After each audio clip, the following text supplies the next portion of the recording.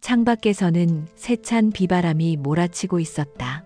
마치 하늘이 분노한 듯 굵은 빗줄기는 거실의 넓은 창문을 사정없이 두드렸고, 번쩍이는 번갯불은 값비싼 가구들로 채워진 실내를 순간적으로 하얗게 밝혔다. 윤서아는 숨 막히는 정적이 흐르는 식탁 끝에 앉아 있었다. 그녀의 앞에는 거의 손도 대지 않은 저녁 식사가 놓여 있었다. 집안의 냉기는 창밖의 폭풍우보다 더 혹독하게 그녀의 뼛속까지 파고들었다. 그녀의 새어머니인 박수진과 이복 여동생인 윤혜린의 경멸적인 시선이 마치 날카로운 얼음 조각처럼 그녀의 등 뒤에 밝히는 것 같았다. 박수진은 우아하게 와인잔을 기울이며 마치 보석을 감정하듯 서아를 위아래로 훑어보았다. 그녀의 입가에는 경멸과 만족감이 뒤섞인 미소가 걸려 있었다. 서아야, 요즘 안색이 왜 그렇게 안 좋니? 내 아비가 남긴 빚만으로도 골치가 아픈데 내 얼굴까지 그렇게 흑비치면 집안의 운이 다 달아날 것 같구나. 보는 사람 기분 나쁘게. 그녀의 목소리는 비단처럼 부드러웠지만 그 안에는 독사가 똬리를 튼 듯한 아기가 서려 있었다. 혜리는 옆에서 키득거리며 어머니의 말에 동조했다. 그러게 말이에요, 엄마. 꼭 밤새 앓은 사람 같다니까. 어디 아픈 거 아니야, 언니. 서아는 아무 대답도 하지 않고 고개를 숙였다. 며칠 전부터 시작된 메스꺼움이 다시금 목구멍까지 치밀어 올랐다. 그녀는 간신히 그것을 억누르며 냅킨으로 입가를 가렸다. 그녀의 창백한 얼굴과 떨리는 손가락은 그녀가 느끼는 극심한 불안감을 고스란히 드러내고 있었다. 그녀는 이 집에서 유령 같은 존재였다.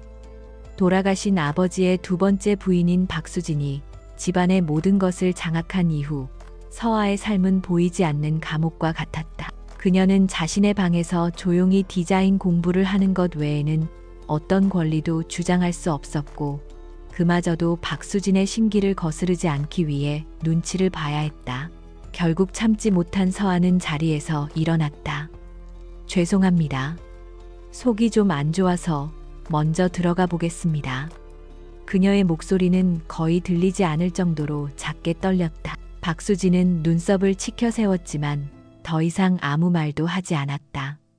서아가 비틀거리며 화장실로 향하는 모습을 그녀는 매서운 눈초리로 끝까지 쫓았다. 서아는 화장실 문을 잠그자마자 변기를 붙잡고 거친 구역질을 해댔다. 위액이 역류하는 고통보다 더 끔찍한 것은 심장을 옥죄는 두려움이었다. 두 줄. 며칠 전 떨리는 손으로 확인했던 임신 테스트기의 선명한 두 줄이 눈앞에 아른거렸다. 그녀는 차가운 타일에 주저앉아 무릎 사이에 얼굴을 묻었다. 어떻게 해야 할까? 누구의 아이인지조차 확신할 수 없었다. 그날 밤의 기억은 조각난 필름처럼 흐릿했다. 박수진이 억지로 끌고 갔던 JW 그룹의 VVIP 파티. 그곳에서 그녀는 혜린의 시중을 들며 쉴 새 없이 샴페인을 날라야 했다. 누군가 건넨 독한 술, 어지러운 조명, 그리고 짙은 남자의 향수 냄새. 그게 그녀가 기억하는 전부였다. 정신을 차렸을 때는 낯선 호텔방의 침대 위였고 옆자리는 이미 비어 있었다. 남은 것은 지독한 숙취와 온몸을 감싸는 수치심뿐이었다. 그때 화장실 문을 거칠게 두드리는 소리가 들렸다. 혜린의 짜증 섞인 목소리였다. 언니 거기서 뭐해? 죽기라도 했어. 엄마가 빨리 나와보래. 서아는 황급히 눈물을 닦고 몸을 일으켰다. 거울에 비친 자신의 모습은 낯설기만 했다. 핏기 없는 입술 공포로 커진 눈동자. 그녀는 심호흡을 하며 문을 열었다. 거실에서는 박수진이 팔짱을 낀 채 그녀를 기다리고 있었다. 그녀의 눈빛은 이전보다 훨씬 더 차갑고 날카로워져 있었다. 그녀의 손에는 서아가 쓰레기통 깊숙이 숨겨두었던 임신 테스트기가 들려 있었다. 이게 뭐니? 박수진의 목소리는 얼음장처럼 차가웠다. 서아의 심장이 바닥으로 곤두박질 치는 것 같았다. 온몸에 피가 빠져나가고 손끝이 차가워졌다. 그녀는 아무 말도 할 수 없었다. 혜리는 옆에서 고소하다는 듯이 웃으며 부채질을 했다. 엄마, 내가 뭘 했어? 쟤 요즘 이상하다고 했잖아. 꼴의 남자라도 만났나 보지. 누구 애야 언니? 설마 길거리 잡놈의 씨라도 뵌 거야. 서아는 입술을 깨물었다. 피맛이 느껴졌지만 그 고통은 심장이 찢어지는 아픔에 비하면 아무것도 아니었다. 박수진은 천천히 서아에게 다가왔다. 그녀의 얼굴에는 경멸과 혐오가 가득했다.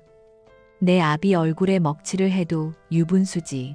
이 집에서 내 밥 축내면서 밖에서는 몸이나 굴리고 다녔단 말이냐. 대체 어느 놈의 자식이냐고 묻잖니. 그녀는 날카롭게 소리치며 서아의 뺨을 세차게 내리쳤다. 짝 하는 소리가 거실을 울렸다.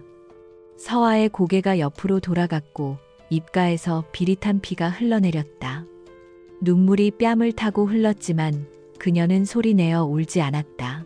그것은 그녀가 지킬 수 있는 마지막 자존심이었다. 말해, 어떤 놈이야. 당장 그놈을 데려와서 이 일을 책임지게 해야겠다.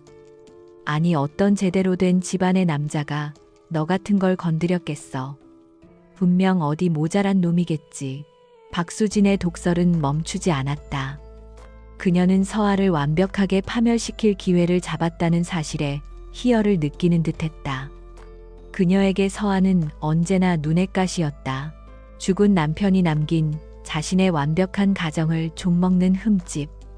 이제 그 흠집을 도려낼 절호의 기회가 온 것이었다. 우리 혜린이 혼삿길 막힐 일 있니 더러운 년. 이 집에서 당장 나가. 그녀는 서아의 머리채를 잡고 2층 방으로 질질 끌고 올라갔다. 서아는 저항할 기력조차 없었다. 그녀의 낡은 옷가지 몇 개가 아무렇게나 가방에 던져졌다. 박수진은 그 가방을 서아의 품에 던지듯 안기고는 그녀를 현관문 밖으로 거칠게 밀쳐냈다. 다시는 이 집에 발들일 생각 마라. 내 더러운 핏줄과 함께 어디 가서 굶어 죽든 얼어 죽든 내 알 바 아니야. 차가운 빗줄기가 서아의 온몸을 적셨다. 그녀가 미처 반응하기도 전에 육중한 현관문이 그녀의 등 뒤에서 쾅 소리를 내며 닫혔다. 그 소리는 마치 사형 선고처럼 그녀의 귓가를 맴돌았다. 서아는 쏟아지는 비를 맞으며 그 자리에 한참 동안 서 있었다. 온몸이 흠뻑 젖어 추위에 떨렸지만 마음의 한기는 그보다 더 지독했다.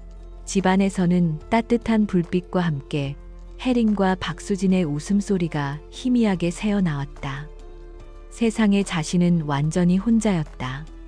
그녀는 터덜터덜 발걸음을 옮겼다. 어디로 가야 할지, 무엇을 해야 할지 아무런 계획도 없었다. 칠흑 같은 어둠이 깔린 서울의 거리는 거대한 미로와 같았다. 그녀는 본능적으로 배를 감쌌다. 이 차가운 세상 속에서 이 작은 생명은 그녀가 가진 유일한 것이었다. 그녀의 머릿속에는 그날 밤의 파편적인 기억들이 끊임없이 떠올랐다. 눈부신 샹들리에 사람들의 웃음소리, 그리고 자신을 압도하던 강렬한 존재감. 그 남자의 얼굴은 기억나지 않았지만 그의 눈빛만은 선명했다. 모든 것을 꿰뚫어보는 듯한 차갑고 날카로운 눈. 마치 얼음으로 조각한 듯 완벽했지만 어떤 감정도 담겨있지 않은 공허한 눈동자였다. 그 눈빛을 떠올리자 서아는 알 수 없는 공포와 함께 미미한 슬픔을 느꼈다. 그 남자는 누구였을까? 그는 자신이 지금 어떤 상황에 처해 있는지 알고 있을까? 하지만 이내 그녀는 씁쓸하게 웃었다. 하룻밤 상대로 여겼을 이름 모를 여자 따위 그는 이미 까맣게 잊었을 것이다. 밤이 깊어질수록 빗줄기는 더욱 거세졌다. 서아는 더 이상 걸을 힘도 없이 어느 건물 처마 밑에 주저앉았다. 도시의 화려한 네온 사인이 비에 젖은 아스팔트 위에서 어지럽게 번졌다. 저 수많은 불빛 속에 자신이 기댈 곳은 단 하나도 없었다. 절망이 파도처럼 그녀를 덮쳤다. 눈앞이 캄캄해지고 그녀는 차가운 바닥으로 쓰러지듯 몸을 뉘었다. 흐려지는 의식 속에서 그녀는 마지막으로 뱃속의 아이를 생각했다. 아가야, 미안해. 그리고 깊은 어둠 속으로 빠져들었다. 폭풍우 치는 밤 서울이라는 거대한 도시에서 한 가련한 생명이 그렇게 버려지고 있었다. 며칠이 흘렀다. 윤서아에게 시간은 더 이상 날짜나 요일로 구분되지 않았다. 오직 지독한 허기와 뼛속까지 스며드는 한기, 그리고 간헐적으로 찾아오는 메스꺼움으로만 느껴질 뿐이었다. 그녀는 빗줄기가 잦아든 도시의 뒷골목을 유령처럼 배회했다. 밤에는 문 닫은 가게의 처마 밑이나 지하철역 구석에서 찬 공기를 견디며 새우잠을 잤고, 낮에는 허름한 식당의 주방 보조 자리라도 얻기 위해 기웃거렸다. 하지만 주소도 연락처도 없는 초라한 행색의 그녀를 받아주는 곳은 없었다. 아버지가 남긴 유일한 유산이었던 낡은 손목시계는 이미 헐값에 전당포로 넘어간 지 오래였다. 그 돈으로 며칠간 빵과 우유를 사 먹으며 연명했지만 그마저도 이제 바닥을 보였다. 세상은 그녀에게 너무나 가혹했다.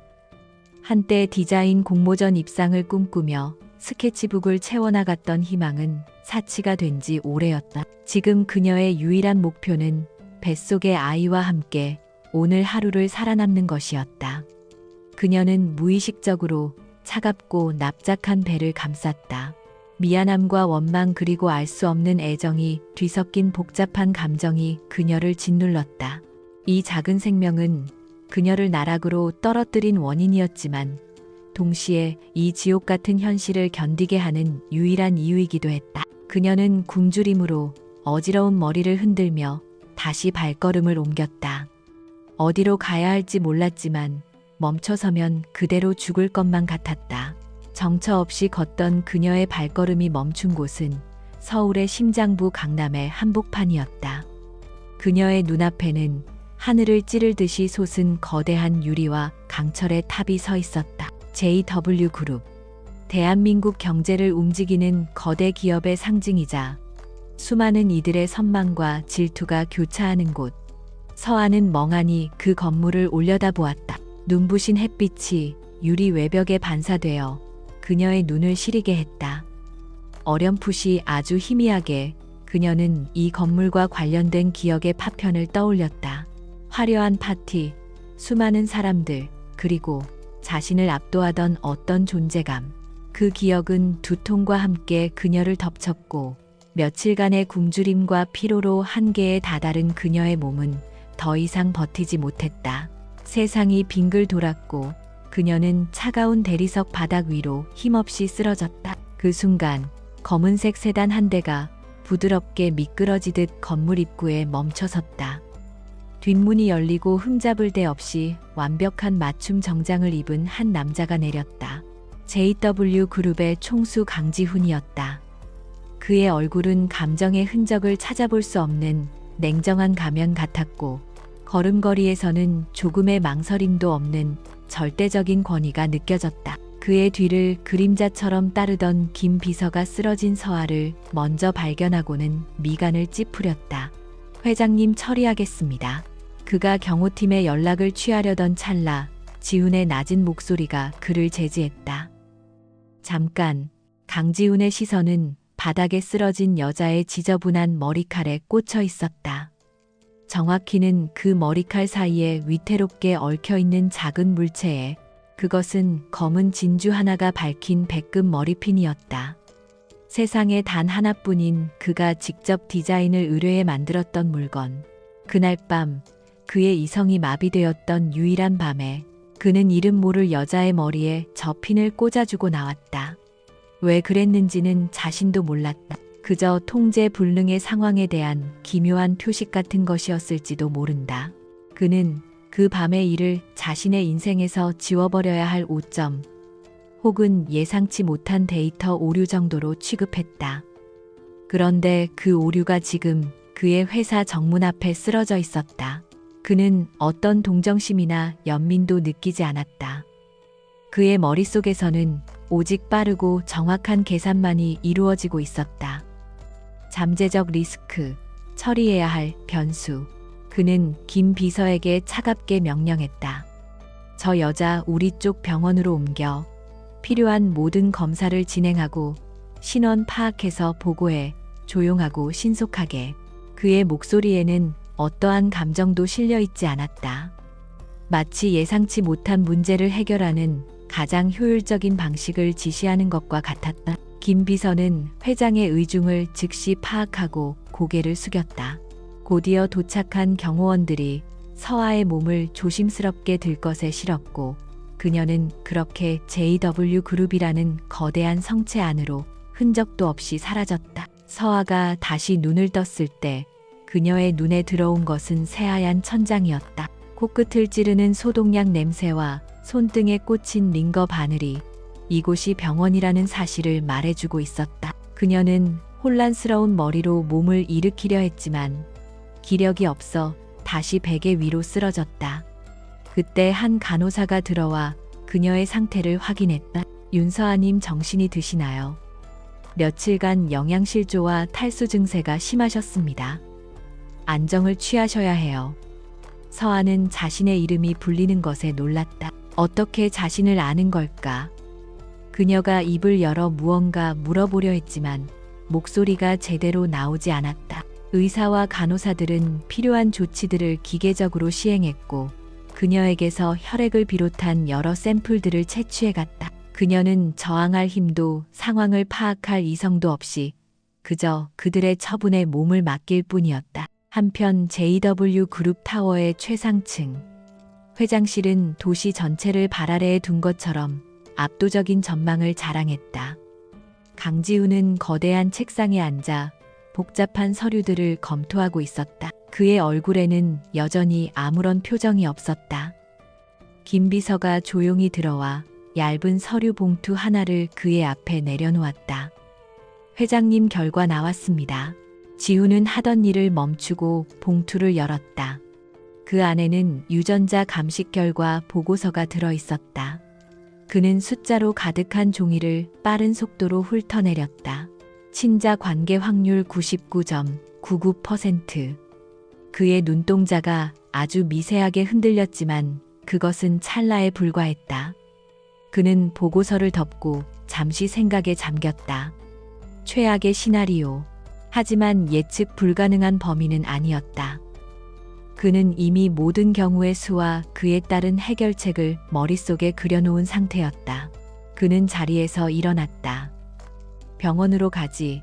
그의 결정은 언제나처럼 빠르고 단호했다. 서아가 입원한 VIP 병실에 강지훈이 들어섰을 때 그녀는 창밖을 멍하니 바라보고 있었다. 며칠간의 휴식과 영양 공급으로 조금 혈색이 돌아왔지만 그녀의 눈은 여전히 공허했다. 갑자기 나타난 남자의 압도적인 존재감에 서아는 자신도 모르게 몸을 움츠렸다. 그 남자였다. 그날 밤 흐릿한 기억 속에서도 선명하게 남아있던 그 차가운 눈빛. 그녀는 숨을 쉬는 것조차 잊었다. 지훈은 아무런 서론 없이 곧장 본론으로 들어갔다. 그는 침대 옆 테이블에 유전자 감식 보고서를 던지듯 내려놓았다. 읽어봐. 그의 목소리는 감정 없이 건조했다. 서아는 떨리는 손으로 서류를 집어들었다. 복잡한 용어들은 이해할 수 없었지만 맨 아래에 적힌 결론만은 선명하게 눈에 들어왔다. 그녀의 눈이 믿을 수 없다는 듯이 커졌다. 지훈은 그녀의 반응을 기다리지 않고 말을 이었다. 뱃속의 아이네 아이가 맞아. 그러니 내가 책임진다. 그의 말은 책임감에서 우러나온 따뜻한 선언이 아니었다. 그것은 하나의 사실에 대한 통보이자 뒤따를 조건에 대한 서막이었다. 그는 서아를 똑바로 응시하며 자신의 조건을 제시했다. 그 모습은 마치 거부할 수 없는 계약을 체결하는 비즈니스맨과 같았다. 지금부터 아이를 낳을 때까지 넌 내 집에서 지내게 될 거다. 최고의 의료 지원과 필요한 모든 것을 제공하겠다. 부족함 없이 지내게 해주지. 그 대가로 아이를 낳은 후에는 친권을 포함한 모든 권리를 포기하고 내 인생에서 사라져줘야겠어. 물론 그에 대한 보상은 두둑하게 챙겨주겠다. 내 평생을 먹고 살 수 있을 만큼. 그의 말 한마디 한마디는 날카로운 비수가 되어 서아의 심장에 밝혔다. 그는 아이를 생명이 아닌 소유해야 할 자산으로 여기고 있었다. 그녀의 존재는 그 자산을 안전하게 출산하기 위한 인큐베이터에 불과했다. 서아의 눈에서 눈물이 흘러내렸다. 굴욕감과 서러움, 그리고 자신의 처지에 대한 절망감이 한꺼번에 몰려왔다. 하지만 그녀는 반박할 수 없었다. 그에게는 그럴 힘이 있었고 자신에게는 아무것도 없었다. 이 남자의 제안은 비인간적이었지만 동시에 뱃속의 아이를 위한 유일한 동화줄이기도 했다. 아이는 죄가 없었다. 자신처럼 비참한 삶을 살게 할 수는 없었다. 그녀는 흐르는 눈물을 닦지도 못한 채 아주 작게 고개를 끄덕였다. 그 미세한 움직임을 확인한 강지훈의 얼굴에 비로소 일말의 만족감이 스쳤다.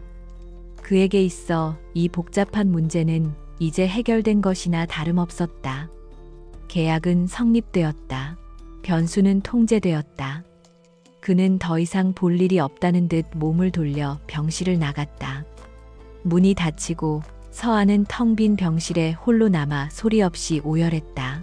그녀는 이제 막 하나의 지옥에서 벗어나 또 다른 화려한 지옥으로 들어서고 있었다. 강지훈의 펜트하우스는 구름 위에 지어진 성체와도 같았다. 서울의 스카이라인이 파노라마처럼 펼쳐지는 통유리창 미니멀리즘의 극치를 보여주는 흑백 톤의 인테리어, 그리고 발소리마저 삼켜버릴 듯한 적막감. 병원에서 퇴원한 윤서아가 처음 그곳에 발을 들였을 때 그녀는 마치 다른 행성의 불시착한 이방인처럼 어쩔 줄을 몰랐다. 며칠 전까지만 해도 차가운 뒷골목을 헤매던 그녀에게 이 모든 것은 비현실적인 꿈처럼 느껴졌다. 하지만 이 화려함 속에는 사람의 온기라고는 찾아볼 수 없었다. 모든 가구는 정교하게 계산된 위치에 놓여 있었고 모든 공간은 먼지 한 톨 없이 완벽했지만 그 완벽함이 오히려 숨을 막히게 했다. 그녀를 맞이한 것은 중년의 가사 관리인인 안 여사였다. 무표정한 얼굴의 그녀는 서아를 위아래로 훑어본 뒤 간결하게 집안의 구조와 규칙을 설명했다. 그녀의 목소리는 잘 조율된 기계음처럼 건조했다. 이쪽이 윤서아님께서 지내실 방입니다. 욕실과 드레스룸이 딸려 있습니다. 식사는 정해진 시간에 영양사님의 식단에 맞춰 준비될 겁니다. 필요한 것이 있으시면 저에게 말씀하십시오. 안 여사의 태도는 정중했지만 그 안에는 명확한 선이 그어져 있었다. 그녀는 서아를 이 집의 손님이 아닌 회장님의 명령에 따라 관리해야 할 대상으로 여기는 듯했다. 이 황금빛 세장 속에서 서아의 삶은 완벽하게 통제되었다. 아침에 눈을 뜨면 그녀의 건강 상태를 체크하기 위한 영양사와 간호사가 방문했다. 오후에는 최고의 산부인과 의사에게 정기 검진을 받았고 저녁에는 임산부를 위한 요가 강사가 그녀를 지도했다. 며칠 후에는 유명 디자이너가 직접 방문해 머리부터 발끝까지 그녀의 치수를 재고 곧 드레스룸은 최고급 소재로 만들어진 인부복들로 가득 찼다. 강지훈은 그녀에게 물질적으로는 최고의 환경을 제공했다. 하지만 그 모든 것은 철저히 계산된 투자에 불과했다. 그의 아이를 품고 있는 모체에 대한 최적의 관리 시스템. 그 이상도 이하도 아니었다. 강지훈은 밤늦게 귀가했고 아침 일찍 나갔다. 서아는 가끔 드넓은 거실에서 그와 마주쳤지만 그는 그녀에게 가벼운 목례조차 하지 않았다. 그는 마치 그녀가 값비싼 가구의 일부인 것처럼 혹은 투명 인간인 것처럼 그녀를 스쳐 지나갔다. 그러던 어느 날 저녁 그는 처음으로 그녀에게 먼저 말을 걸었다. 그는 서재에서 나와 소파에 앉아있는 서아에게 다가와 태블릿 PC 하나를 건넸다. 이 안에 당신의 하루 일과와 지켜야 할 규칙들이 정리되어 있어 숙지하도록. 그의 목소리는 얼음처럼 차가웠다. 태블릿 화면에는 빼곡하게 항목들이 나열되어 있었다. 오전 8시 기상 및 영양제 복용, 오전 10시 산책, 오후 3시 태교 음악 감상. 그리고 그 아래에는 금지 조항들이 붉은 글씨로 적혀 있었다. 회장님의 서재 및 침실 출입 금지, 사적인 용무로 외부인과 접촉 금지, 과거 지인들과의 연락 일체 금지. 마지막 조항이 서아의 심장을 찔렀다. 그녀에게는 연락할 과거 지인조차 없었지만 그 문장은 그녀가 이 집에서 완벽하게 고립된 존재임을 다시 한번 각인시켰다. 그녀는 고개를 들어 지훈을 바라보았다. 그의 눈에는 어떤 감정도 담겨 있지 않았다. 그는 그저 자신의 소유물의 사용 설명서를 전달하는 주인과 같았다. 시간이 흐를수록 서아는 이 화려한 고독에 익숙해져 갔다. 그녀는 거대한 유리창 앞에 앉아 시시각각 변하는 서울의 풍경을 내려다보는 것으로 소일했다. 수많은 자동차의 불빛이 강물처럼 흐르고 빌딩 숲은 보석처럼 반짝였다. 저 아래 세상에서는 사람들이 사랑하고 싸우고 웃고 울며 살아가고 있겠지. 그녀는 자신만이 이 모든 것과 단절된 채 유리 상자 안에 갇혀 있는 것 같았다. 그녀의 유일한 위안은 그림을 그리는 시간이었다. 김 비서에게 부탁해받은 낡은 스케치북과 연필 한 자루. 그녀는 그 위에 자신의 감정을 쏟아냈다. 태어나지 않은 아기를 위한 옷가지들, 언젠가 살고 싶은 작은 집, 그리고 이름 모를 사람들의 행복한 표정들을 그렸다. 그림을 그리는 동안에만 그녀는 숨을 쉴 수 있었다. 한편 서아를 내쫓았던 윤씨 집안에서는 새로운 폭풍이 일고 있었다. 박수진은 서아가 집을 나간 후 한동안은 눈의 가시가 사라진 것에 만족하며 지냈다. 하지만 시간이 지나도 서아에게서 아무런 연락이 없자 그녀는 슬슬 불안해지기 시작했다. 길거리에서 굶어 죽기라도 했다면 뒤탈이 생길 수도 있었다. 그러던 중 백화점 명품관에서 일하는 친구를 만나고 온 혜린이 흥분한 목소리로 소식을 전했다. 엄마 대박이야. 내 친구가 그러는데 며칠 전에 어떤 배부른 여자가 VIP 라운지를 통째로 빌려서 쇼핑을 했대. 그런데 그 여자 옆에 JW 그룹 비서실 사람이 그림자처럼 붙어 있었다는 거야. 친구가 멀리서 봤는데 아무리 봐도 윤서아 그냥 같았대. 박수진의 눈이 탐욕으로 번뜩였다. JW 그룹이라면 대한민국 최고의 기업이 아니던가. 그녀는 즉시 값싼 흥신소에 연락해 서아의 행방을 수소문했다. 며칠 후 흥신소 직원은 그녀에게 사진 몇 장을 건넸다. 사진은 멀리서 찍어 화질이 좋지 않았지만 최고급 세단에서 내리는 여자가 서아라는 것을 알아보는 데는 충분했다. 그 차의 번호를 조회하자 소유주는 JW 그룹 법인으로 되어 있었다. 박수진은 손에 든 사진을 보며 부들부들 떨었다. 그것은 분노와 질투, 그리고 주체할 수 없는 탐욕이 뒤섞인 격렬한 감정이었다. 이럴 수가. 저 더러운 년이 어떻게. 그녀는 이성을 잃고 소리쳤다. 자신이 길바닥으로 내몬잡놈의 씨를 벤 천덕꾸러기가 감히 대한민국 최고의 기업과 엮여 호의호식하고 있다는 사실을 도저히 받아들일 수 없었다. 혜린도 옆에서 씩씩거렸다. 그러게 말이야. 엄마 어떤 늙은 회장이라도 물었나 보지. 뱃속에 있는 애를 미끼로 진짜 꼬리 9개 달린 여우라니까. 그들의 머릿속은 온통 시커먼 계산으로 가득 차기 시작했다. 서아를 후원하는 남자가 누구인지, 그가 얼마나 부유한지, 그리고 어떻게 하면 그 돈을 뜯어낼 수 있을지에 대한 생각뿐이었다. 박수진은 비열한 미소를 지으며 계획을 세우기 시작했다. 혜린아, 일단 그 남자가 누군지부터 알아내야 해. 그리고 그 남자에게 서아의 과거를 알려주는 거야. 어떤 집안 남자가 자기 핏줄을 낳을 여자가 어떤 환경에서 자랐는지 신경 쓰지 않겠니? 우리가 얼마나 서아 때문에 고생했는지, 저 아이가 얼마나 행실이 불량했는지 알려주면 어쩌면 우리에게도 떡고물이 떨어질지 모르지. 그녀의 눈은 돈에 대한 광기로 이글거렸다. 그녀에게 서아의 아이는 더 이상 수치가 아니라 일생일대의 기회를 잡을 수 있는 황금 거위로 보였다. 그녀는 이제 그 거위의 배를 가를 계획을 세우고 있었다. 같은 시각 구름 위의 펜트하우스에서 서아는 창가에 앉아 스케치에 몰두하고 있었다. 그러다 문득 그녀는 아랫배에서 느껴지는 미세한 움직임에 숨을 멈췄다. 툭! 아주 작고 부드러운 하지만 분명한 생명의 신호였다. 처음 느껴보는 태동이었다. 서한은 자신도 모르게 배를 감싸 안았다. 차갑게 식어있던 그녀의 심장에 따뜻한 온기가 퍼져나가는 것 같았다. 눈물이 핑 돌았다.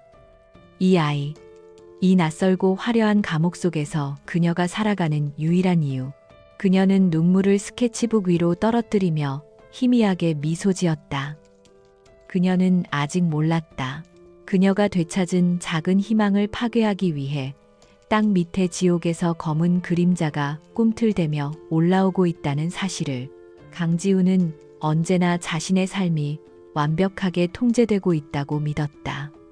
그의 세계는 이성과 효율, 그리고 정확한 계산으로 이루어져 있었다. 감정은 불필요한 변수였고, 변수는 곧 리스크를 의미했다.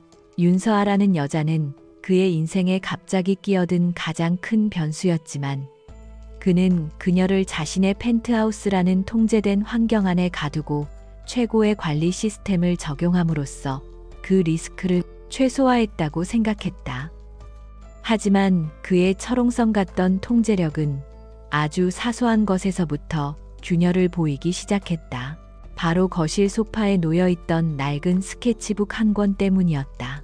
늦은 밤 피곤한 몸을 이끌고 귀가한 그는 소파에서 담요를 덮은 채 잠들어 있는 서아를 발견했다.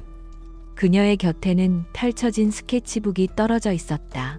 평소 같았으면 무시하고 지나쳤을 테지만 그날따라 그는 알 수 없는 호기심에 이끌려 그것을 집어들었다. 그는 패션과 디자인을 포함한 거대 유통 제국을 이끄는 총수였다. 그의 눈은 그 어떤 전문가보다 날카롭고 정확했다. 스케치북을 넘기는 그의 손가락이 순간 멈칫했다. 그 안에는 단순한 낙서가 아닌 살아 숨쉬는 디자인들이 가득했다. 독창적인 라인의 아기 옷, 인체공학적으로 설계된 유아용 가구, 그리고 감성적인 스토리텔링이 담긴 광고 캠페인 아이디어까지. 그는 순식간에 그림에 몰입했다. 그녀의 디자인에는 따뜻함과 실용성이 공존했고 상업적인 잠재력까지 번뜩였다. 그는 처음으로 윤서아를 자신의 아이를 뵌 여자가 아닌 재능 있는 디자이너로서 인식했다. 그녀는 그저 연약하고 수동적인 존재가 아니었다. 이 적막한 공간 속에서도 그녀는 자신만의 세계를 창조하고 있었던 것이다. 그는 조용히 스케치북을 닫아 테이블 위에 올려놓았다. 잠든 그녀의 얼굴을 내려다보는 그의 눈빛에 이전에는 없었던 미세한 감정의 파동이 일었다. 그것은 아마도 인정 혹은 흥미라고 부를 수 있는 감정이었을 것이다. 며칠 후 서아의 정기 검진 날이었다. 김 비서는 당연히 지훈의 일정에서 그 시간을 비워놓지 않았지만 지훈은 이례적으로 직접 병원에 가겠다고 통보했다. 그는 스스로에게 이것이 자산의 상태를 직접 확인하기 위한 합리적인 절차일 뿐이라고 되뇌었다. 병원 진료실의 공기는 어색함으로 가득했다. 서아는 갑자기 동행한 그의 존재에 안절부절 못했고 지우는 평소처럼 무표정한 얼굴로 팔짱을 낀 채 서 있었다. 의사가 초음파 기계를 서아의 배 위로 움직이기 시작했을 때 지훈의 시선은 마지못해 모니터로 향했다. 그 순간 진료실의 정적을 깨고 규칙적인 소리가 울려 퍼졌다. 쿵쿵쿵. 작지만 강렬한 심장 소리. 모든 계산과 논리를 무력하게 만드는 순수한 생명의 소리였다. 지훈은 숨을 멈췄다. 모니터 화면 속 희미한 형체의 작은 생명체가 움직이고 있었다. 의사가 화면을 가리키며 말했다. 여기 보세요. 아기 심장이 아주 힘차게 뛰고 있네요. 손가락도 보이고요. 지훈은 자신도 모르게 화면으로 몸을 기울였다. 그는 거대한 빌딩을 세우고 수천억의 계약을 성사시켰지만 저 작은 심장 소리만큼 경이로운 것은 없었다. 차가운 이성으로 둘러싸인 그의 심장에 뜨거운 무언가가 스며드는 것 같았다. 이것은 자산이 아니었다. 그의 아이, 그의 핏줄이었다. 얼음 같던 그의 마음에 선명한 균열이 생겨나는 순간이었다. 하지만 그가 새로운 감정에 눈뜨고 있을 무렵 시커먼 악에는 인터넷이라는 익명의 공간에서 독버섯처럼 피어오르고 있었다. 박수진은 PC방 구석에 앉아 비열한 미소를 지으며 키보드를 두드렸다. 그녀는 여러 개의 가짜 아이디를 만들어 유명 여성 커뮤니티와 가십 게시판에 교묘하게 조작된 글들을 올리기 시작했다. 진짜 어이없는 일 봄. 저희 동네에 원래 평판 안 좋던 애가 있었는데 어느 날 갑자기 집을 나갔거든요. 근데 얼마 전에 최고급 산부인과 VIP실에서 나오는 걸 봤다는 사람이 있네요. 웬 재벌이라도 물었나 봐요. 세상 참 불공평하죠. 그녀의 글은 구체적인 실명을 거론하지 않았지만 자극적인 내용으로 사람들의 호기심을 끌기에 충분했다. 댓글이 폭발적으로 달리기 시작했다. 어느 동네인데요. 혹시 JW 그룹 쪽 재벌이라는 소문 있던데 요즘은 애 가진 게 벼슬이라니까. 몸 팔아서 인생 역전하려는 것들. 사람들은 확인되지 않은 사실을 기정사실로 받아들이며 서아를 향해 악의적인 비난을 퍼부었다. 소문은 꼬리에 꼬리를 물고 부풀려졌고 몇몇 가십 전문 매체들이 재벌가에 숨겨진 임산부 스캔들이라는 제목으로 기사를 쓸 준비를 하고 있다는 소문까지 돌았다. 이 모든 상황은 즉시 JW 그룹의 위기관리팀을 통해 강지훈에게 보고되었다. 김 비서는 관련 온라인 게시물들을 출력한 보고서를 그의 책상 위에 올려놓았다. 회장님, 아직 실명이 거론되지는 않았지만 확산 속도가 심상치 않습니다. 회장님의 사생활과 연관될 경우 그룹 이미지에 타격을 줄 수 있습니다. 지훈은 보고서를 천천히 넘겼다. 그의 얼굴은 차갑게 굳어 있었다. 꽃뱀, 더러운 년, 애비 없는 자식. 그의 아이를 향한 저열한 단어들이 그의 눈에 비수처럼 밝혔다. 며칠 전 들었던 그 경이로운 심장 소리가 이명처럼 귓가에 맴돌았다. 그의 안에서 지금껏 느껴본 적 없는 차가운 분노가 끓어올랐다. 이것은 단순한 가십이 아니었다. 그의 아이와 그리고 아이의 어머니에 대한 명백한 공격이었다. 그는 수화기를 들어 법무팀과 홍보팀에 직접 전화를 걸었다. 그의 목소리는 강철처럼 단단하고 냉정했다. 지금부터 24시간 주지. 인터넷에 떠도는 모든 관련 게시물, 기사, 댓글 하나까지 전부 삭제해. 동원할 수 있는 모든 기술과 인력을 사용해. 그리고 최초 유포자 반드시 찾아내. 뒷조사는 필요 없어. 그냥 찾아내기만 해. 그의 명령은 전쟁을 선포하는 사령관과 같았다. JW 그룹이라는 거대한 기계는 총수의 명령에 따라 무섭도록 신속하고 효율적으로 움직였다. 법무팀의 경고, 전화 몇 통에 가신 매체들은 꼬리를 내렸고 전문 기술팀은 인터넷상의 모든 흔적을 지워나갔다. 마치 처음부터 아무 일도 없었다는 듯이 온라인 세상은 다시 고요해졌다. 그리고 반나절도 지나지 않아 최초 유포자의 IP가 박수진의 집 근처 PC방이라는 사실과 CCTV 영상 증거까지 확보되어 강지훈의 책상 위에 올라왔다. 그는 보고서를 말없이 내려다보았다. 그의 눈빛은 깊고 차가운 심연과 같았다. 그는 박수진에게 직접 연락하거나 법적인 조치를 취하지 않았다. 그런 방식은 너무 지저분하고 자신이 연관되어 있음을 인정하는 꼴밖에 되지 않았다. 대신 그는 힘의 언어로 경고를 보내기로 했다. 다음 날 아침, 박수진과 해리는 자신들의 집 앞에 서 있는 검은색 세단을 보고 소스라치게 놀랐다. 창문이 짙게 선팅된 그 차는 하루 종일 그 자리를 떠나지 않았다. 차 안에서 누가 타고 내리지도 않았고 아무런 움직임도 없었다. 하지만 그 침묵의 존재감은 그 어떤 협박보다 더 위협적이었다. 박수진은 직감적으로 알 수 있었다. 이것은 경고였다. 자신이 건드려서는 안 될 존재를 건드렸다는 서늘한 메시지였다. 그녀는 공포에 질려 온몸을 떨었다. 그날 밤 펜트하우스는 여느 때처럼 고요했다.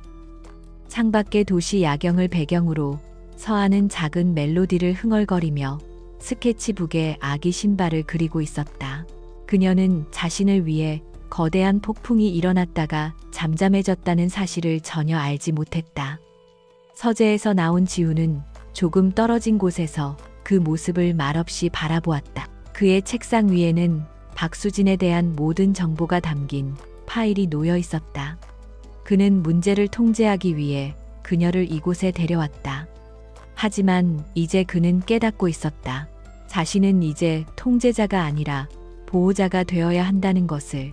그의 세계를 뒤흔든 저 작은 생명과 그 생명을 품고 있는 연약하지만 강인한 여자를 그는 이제 자신의 모든 것을 걸고 지켜내야만 했다. 강지훈이 보낸 침묵의 경고는 박수진에게 잠시 동안 공포를 심어주었지만 그녀의 탐욕을 완전히 잠재우지는 못했다.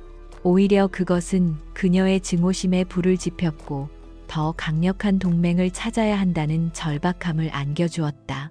그녀는 자신이 상대하는 존재가 상상 이상으로 거대하다는 것을 깨달았다. 혼자서는 결코 이길 수 없었다. 그래서 그녀는 위험한 도박을 하기로 결심했다. 그녀는 수소문 끝에 JW 그룹의 오랜 숙적인 대한건설의 한영철 회장에게 비밀리에 연락을 취했다. 한 회장은 업계에서 야비하고 무자비한 인물로 정평이 나 있었고 특히 강지훈에 대한 적개심이 강했다. 서울의 한적한 고급 일식집의 밀실에서 박수진은 초조하게 손을 비비며 한 회장 앞에 앉아 있었다. 그녀는 자신이 가진 유일한 무기, 즉 윤서아의 이야기를 풀어놓았다. 회장님 강지훈, 그 인간의 가장 큰 약점을 제가 알고 있습니다. 그는 자신의 깨끗한 이미지를 병적으로 관리하는 위선자입니다.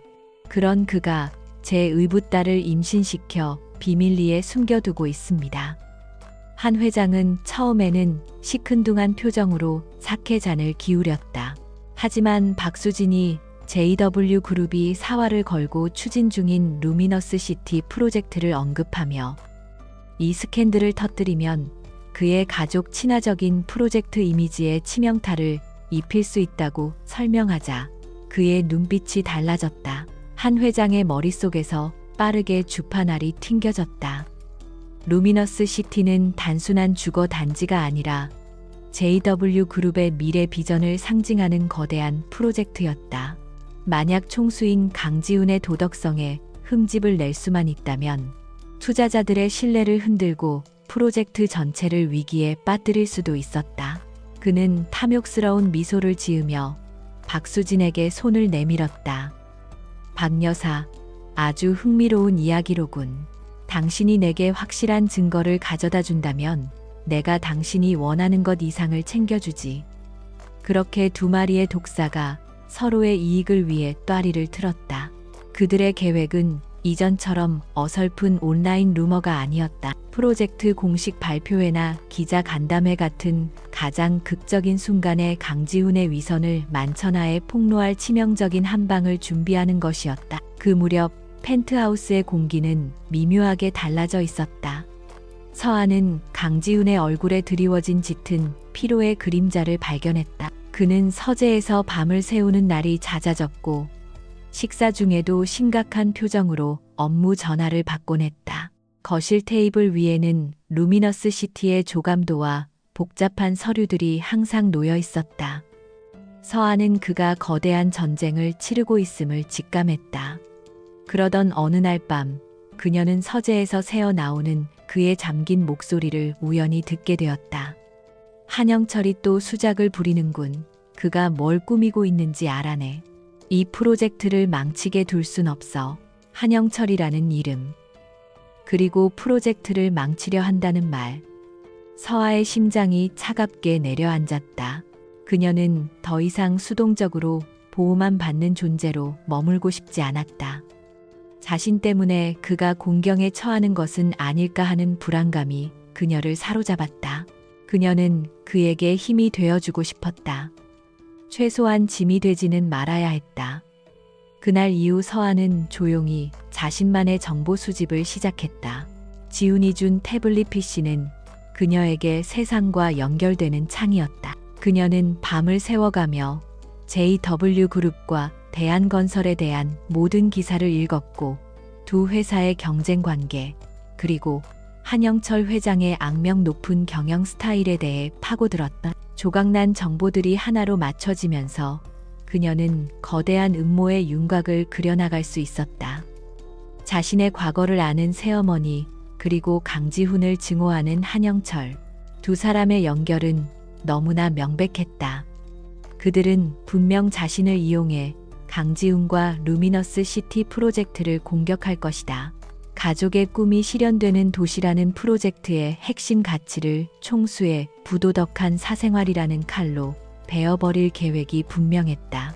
공포가 그녀를 덮쳤지만 그와 동시에 기이한 평온함과 함께 강렬한 투지가 솟아올랐다. 그녀는 더 이상 도망치거나 숨지 않을 것이다. 그녀는 싸울 것이다. 그녀만의 방식으로. 서한은 스케치북을 펼쳤다. 하지만 이번에 그녀가 그린 것은 예쁜 아기 옷이 아니었다. 그것은 치밀하게 계산된 반격의 전략도였다. 그녀는 상대의 공격을 예측하고 그 공격을 역으로 이용할 계획을 세웠다.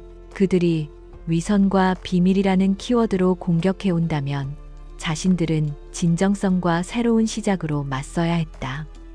그녀의 손이 빠르게 움직였다. 그녀는 루미너스 시티의 새로운 광고 캠페인 콘셉트를 구체화하기 시작했다. 완벽하고 이상적인 가족의 모습 대신 이 시대의 다양한 가족 형태를 조명하는 것이었다. 미혼모와 아이가 재혼 가정이, 혹은 조부모와 손주가 함께 새로운 보금자리에서 행복을 찾아가는 모습을 따뜻하고 진솔하게 담아내는 것이다. 이것은 단순한 방어가 아니었다.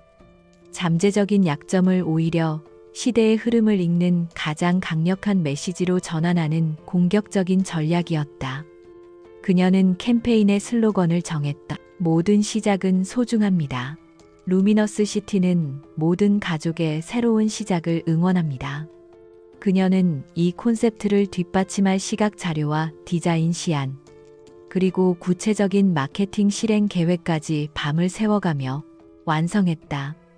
이틀 후 초췌하지만 결연한 눈빛의 서한은 안 여사에게 정중하게 부탁했다. 강지훈 회장님과 면담을 요청하고 싶습니다. 루미너스 시티 프로젝트에 관해 드릴 말씀이 있습니다. 그녀의 요청은 너무나 이례적이었기에 즉시 강지훈에게 보고되었다. 그는 의아했지만 그녀의 진지한 태도에 호기심이 발동했다. 그는 자신의 서재 그녀에게는 금지된 공간이었던 그곳으로 그녀를 들였다.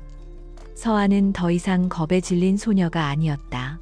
그녀는 두툼한 포트폴리오를 든 당당한 전략가의 모습이었다. 그녀는 떨리는 마음을 다잡고 자신이 조사한 내용과 예측되는 위협, 그리고 그에 대한 반격 전략을 논리적으로 설명하기 시작했다. 그녀의 목소리는 차분했지만 그 안에는 강한 확신이 담겨 있었다. 그녀는 자신이 직접 그린 디자인 시안과 콘셉트 보드를 그의 책상 위에 펼쳐 보였다. 강지훈은 말없이 그녀의 브리핑을 들었다. 처음에는 의심의 눈초리로 시작했지만 시간이 지날수록 그의 표정은 놀라움으로 변해갔다. 그는 개인적인 하소연이나 불평을 예상했다. 하지만 그의 앞에 서 있는 여자는 자신이 미처 파악하지 못했던 위협의 본질을 정확히 꿰뚫고 있었고 그에 대한 완벽한 해법까지 제시하고 있었다. 그녀의 전략은 대담하고 기발했으며 무엇보다 강력했다. 그는 눈앞의 여자를 다시 보았다. 연약하고 보호해줘야 할 존재가 아니었다. 그녀는 자신과 대등한 위치에서 함께 싸울 수 있는 지혜롭고 강인한 파트너였다. 깊은 침묵 끝에 그가 입을 열었다. 그의 목소리에는 이전에는 없었던 경외감마저 묻어 있었다. 계속해봐. 그 순간 두 사람 사이에는 계약 관계를 뛰어넘는 새로운 신뢰와 유대감이 형성되고 있었다. 강지훈의 서재 안에는 무거운 침묵이 흘렀다. 그는 팔짱을 낀 채 책상 위에 펼쳐진 윤서아의 포트폴리오를 뚫어지라 응시했다. 그의 머릿속에서는 폭풍 같은 계산이 이루어지고 있었다. 그녀의 제안은 대담했다. 기존의 마케팅 전략을 180도 뒤엎는, 어쩌면 위험하기까지 한 발상이었다. 하지만 동시에 그 안에는 적의 허를 찌르고 판도를 바꿀 수 있는 강력한 힘이 숨어 있었다. 그는 서아에게 날카로운 질문들을 던지기 시작했다. 마치 압박 면접을 진행하는 면접관처럼 그는 그녀의 전략에 있는 모든 잠재적 약점을 파고들었다. 비전통적인 가족 형태를 전면에 내세웠을 때 보수적인 여론의 반발은 어떻게 감당할 거지? 이 감성적인 캠페인이 실질적인 분양률로 이어진다는 보장은 있나? 서아는 그의 예리한 질문에 조금도 당황하지 않았다. 그녀는 이미 이 모든 질문에 대한 답을 준비해둔 상태였다. 반발보다는 공감이 더 클 것이라고 확신합니다. 시대는 변했고 가족의 의미도 확장되었습니다. 우리의 캠페인은 그 변화를 외면하는 것이 아니라 가장 먼저 끌어안는 선도적인 이미지를 그룹에 부여할 겁니다. 진정성은 그 어떤 화려한 광고보다 강력한 무기입니다. 그녀는 막힘없이 자신의 논리를 펼쳤고 그 논리에는 데이터 분석과 함께 사람의 마음을 움직이는 통찰력이 담겨 있었다. 강지훈은 마침내 입을 다물었다. 그는 인정해야만 했다. 자신이 완벽하다고 믿었던 계획보다 눈앞에 이 여자가 내놓은 전략이 훨씬 더 뛰어나다는 것을. 그는 인터폰을 눌러 김 비서를 호출했다. 그의 목소리에는 망설임이 없었다. 김 비서, 지금 당장 마케팅 총괄팀장과 함께 내 서재로 들어오게. 기존의 루미너스 시티 홍보안은 전면 백지화한다. 지금부터 새로운 플랜 B를 가동한다. 그의 결정은 회의실의 모든 임원들을 충격에 빠뜨렸다. 그리고 더 큰 충격은 강지훈이 이 새로운 프로젝트의 크리에이티브 컨설턴트, 즉 실질적인 총괄 책임자로 윤서아를 지목했다는 사실이었다. 그는 그녀를 더 이상 숨겨야 할 약점이 아닌 전면에 내세워야 할 비장의 무기로 삼기로 결심한 것이다. 그날 이후 구름 위의 펜트하우스는 고요한 감옥에서 치열한 전쟁을 준비하는 사령부로 변모했다. 거실의 값비싼 소파는 치워지고 그 자리에는 거대한 화이트보드와 회의용 테이블이 들어섰다. 강지훈은 서아를 위해 최고의 전문가들로 구성된 태스크포스 팀을 꾸렸고 그들은 매일같이 펜트하우스로 출근했다. 서아는 더 이상 보호받는 존재가 아니었다. 그녀는 수많은 엘리트들 앞에서 자신의 비전을 설명하고 그들을 이끌며 프로젝트를 지휘했다. 처음에는 그녀를 의심의 눈초리로 보던 팀원들도 그녀의 번뜩이는 아이디어와 작업에 대한 열정, 그리고 강지훈의 절대적인 신임을 확인하고는 점차 그녀를 진심으로 따르기 시작했다. 강지훈과 윤서아의 관계 역시 급격한 변화를 맞았다. 그들은 더 이상 차가운 계약으로 묶인 갑과 을이 아니었다. 그들은 공동의 목표를 향해 함께 싸우는 동지이자 파트너였다. 밤늦게까지 이어지는 회의 도면과 시안 위에서 벌어지는 치열한 토론 속에서 두 사람 사이에 보이지 않던 벽이 허물어지고 있었다. 어느 날 새벽, 서류 더미 위에서 깜빡 잠이 든 서아의 어깨 위로 지훈이 자신의 재킷을 조용히 덮어주었다. 또 다른 날에는 며칠째 밤을 새우는 그의 지친 얼굴을 본 서아가 서툰 솜씨로 직접 내린 커피를 그의 책상 위에 올려놓았다. 말없이 오가는 작은 배려들이 쌓여가면서 두 사람의 마음속에는 낯선 감정들이 싹트기 시작했다. 그들은 함께 일하며 서로의 새로운 모습을 발견했다. 서아는 냉혈한 CEO라는 가면, 뒤에 숨겨진 강지훈의 고독과 프로젝트에 대한 뜨거운 열정을 보았다. 그는 완벽함을 추구하는 외로운 천재였고 그녀는 그에게서 연민과 함께 존경심을 느꼈다. 지훈은 연약해 보이기만 하던 서아의 내면에 강철 같은 의지와 그 누구보다 따뜻한 마음이 있다는 것을 알게 되었다. 그는 회의를 주도하는 그녀의 진지한 얼굴에서 아기의 태동을 느끼며 짓는 그녀의 부드러운 미소에서 지금껏 단 한 번도 느껴보지 못했던 강렬한 끌림을 느꼈다. 그의 이성적인 세계가 흔들리고 있었지만 그 혼란은 기분 나쁘지 않았다. 어느 늦은 밤, 둘만 남은 거실에서 그들은 처음으로 사적인 대화를 나누었다. 지훈이 먼저 물었다. 왜 그렇게까지 이 프로젝트에 진심인 거지? 서아는 창밖의 야경을 바라보며 조용히 대답했다. 제가 평생 꿈꿔왔던 일이니까요. 사람들이 행복하게 살 수 있는 공간을 만드는 것. 그리고 당신이 이 프로젝트를 얼마나 중요하게 생각하는지 아니까요. 당신의 꿈을 지켜주고 싶었어요. 그녀의 진심 어린 대답에 지훈은 순간 말을 잃었다. 자신의 꿈을 지켜주고 싶다는 말. 그 말은 그 어떤 찬사보다 그의 심장을 깊게 울렸다. 그는 그녀에게 자신의 어린 시절 이야기를 들려주었다. 거대한 집에서 늘 혼자였던 외로운 아이. 그래서 그는 세상 모든 아이들이 행복한 집의 기억을 가질 수 있도록 해주고 싶었다. 두 사람은 서로의 가장 깊은 상처와 꿈을 공유하며 완벽하게 서로를 이해하게 되었다. 마침내 운명의 날인 JW 그룹 정기 주주총회가 다가왔다. 새로운 캠페인은 철저히 비밀리에 준비되었다. 그것은 한영철과 박수진이 터뜨릴 폭탄에 맞설 그들의 가장 강력한 방패이자 창이었다. 주주총회 전날 밤 서아와 지훈은 완성된 최종 프레젠테이션을 함께 보며 마지막 점검을 했다. 거실의 대형 스크린에는 모든 시작은 소중합니다라는 슬로건 아래 다양한 가족들이 행복하게 웃고 있는 영상이 흐르고 있었다. 지훈은 영상을 보고 있는 서아의 옆모습을 가만히 바라보았다. 그녀의 부드러운 얼굴선 위로 그의 마음속에서 오랫동안 억눌러왔던 감정이 마침내 형태를 갖추기 시작했다. 그것은 존경과 신뢰를 넘어선 명백한 사랑이었다. 그는 나지막이 말했다. 우리는 준비됐어. 그 말은 전투 준비가 끝났다는 의미이기도 했지만 동시에 그녀와 함께라면 어떤 시련도 이겨낼 수 있다는 그의 굳은 맹세이기도 했다. JW 그룹의 정기 주주총회장은 대한민국 경제의 심장부라 불릴만했다. 거대한 홀은 국내외 주요 투자자들과 애널리스트 그리고 수십 명의 기자들로 가득 차 숨막히는 긴장감이 감돌았다. 단상 위에 선 강지훈은 흔들림 없는 자신감으로 그룹의 비전을 발표하고 있었다.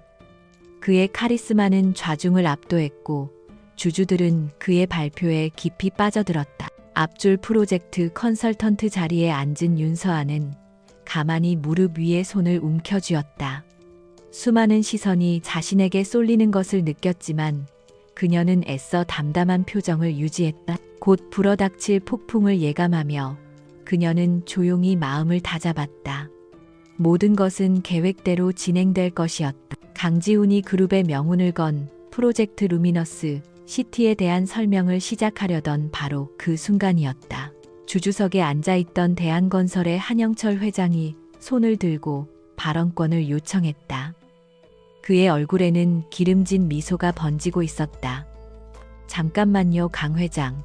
중요한 프로젝트를 발표하시기 전에 우리 주주들은 회장님의 리더십과 도덕성에 대해 먼저 짚고 넘어가야 할 문제가 있는 것 같습니다. 그의 말에 장내가 술렁이기 시작했다. 기자들의 카메라 플래시가 미친 듯이 터졌고 그들은 거대한 스캔들의 냄새를 맡고 흥분하기 시작했다. 한 회장의 말이 끝나기가 무섭게 홀의 뒷문이 열리고 박수진이 마치 비극의 여주인공처럼 얼굴을 감싼 채 등장했다. 그녀는 수행원들의 부축을 받으며 단상 근처로 다가와 꾸며낸 울음소리로 좌중의 시선을 끌었다. 여러분, 제 딸 서아를 저 악마 같은 강지훈에게서 구해주세요.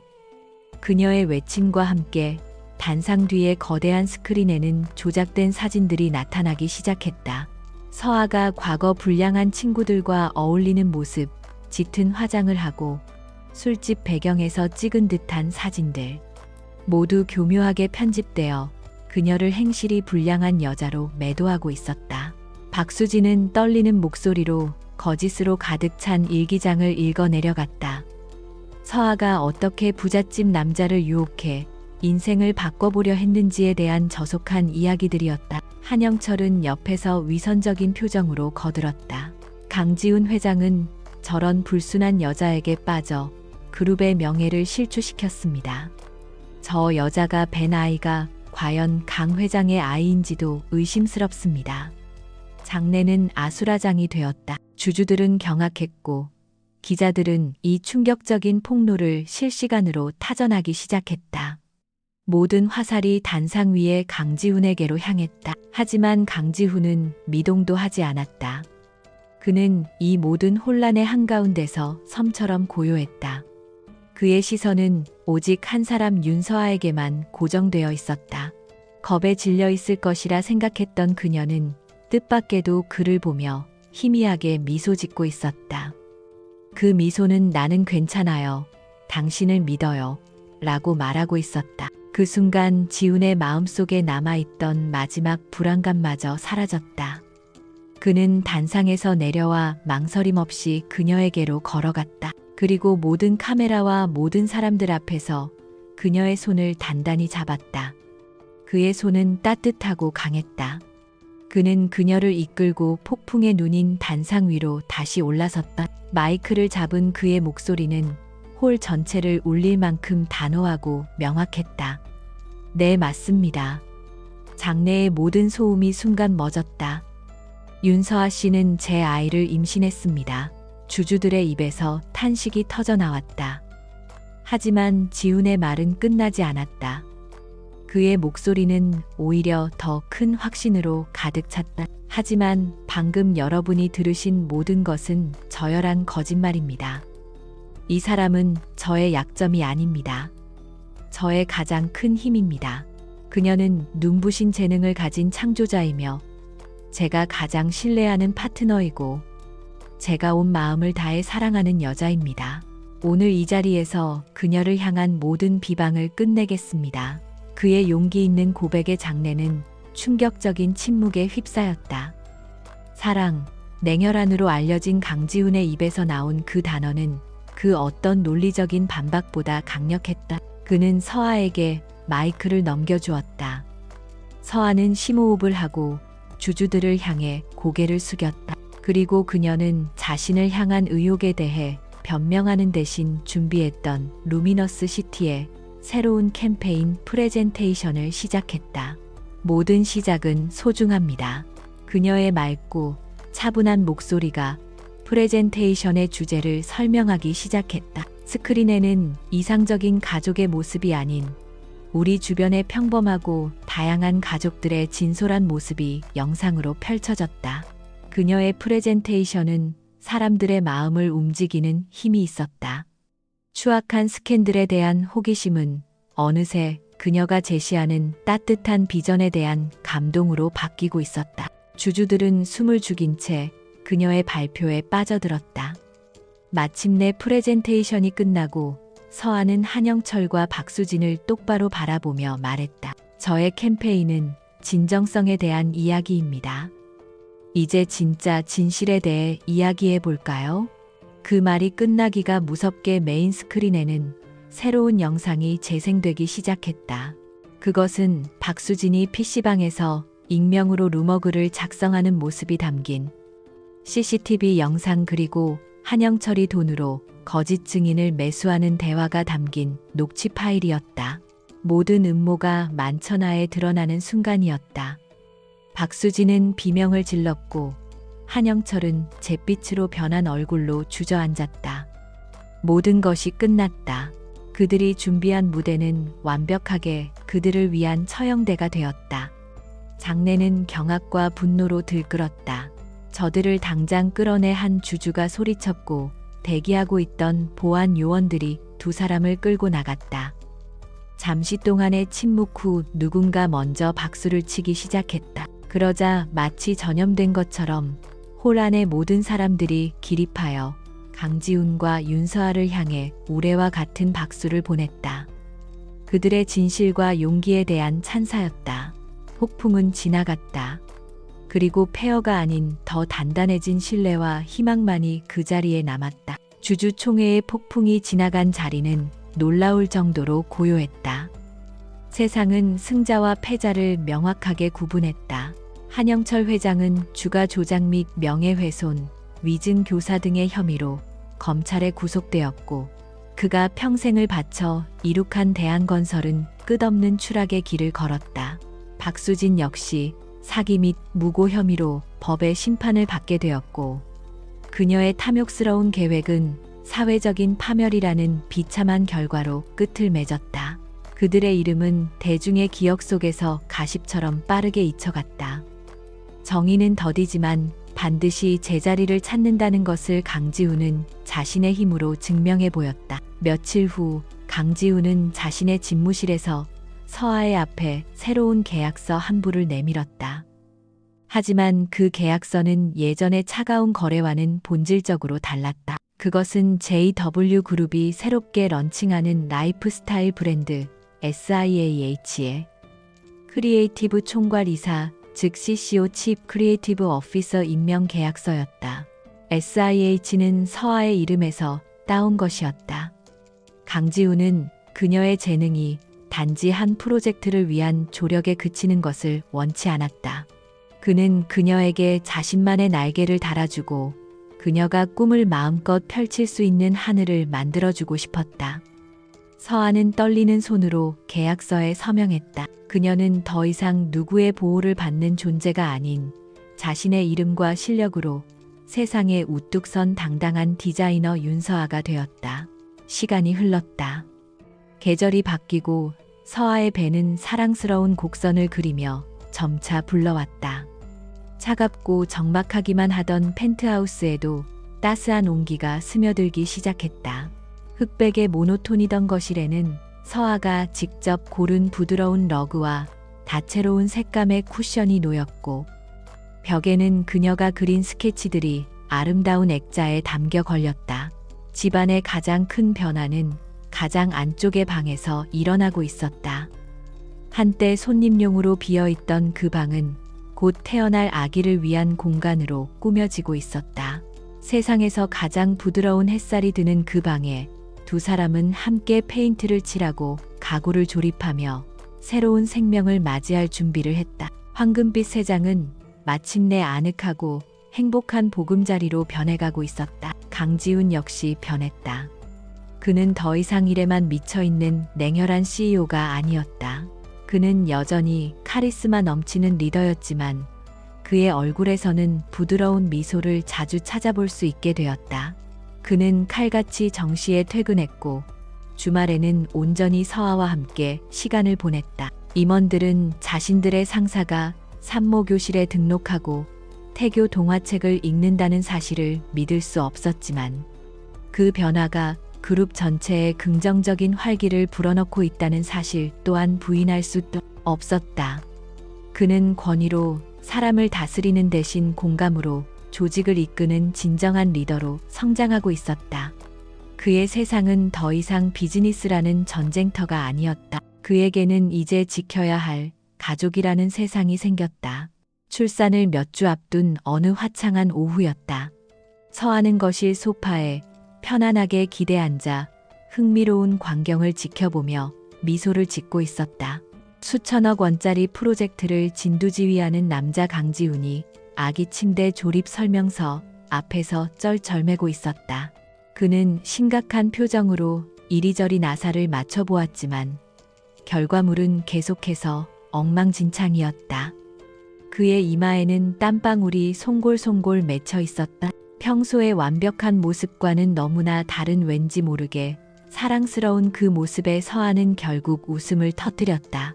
대한민국 최고의 경영인께서 작은 가구 하나에 무릎을 꿇으실 줄은 몰랐네요.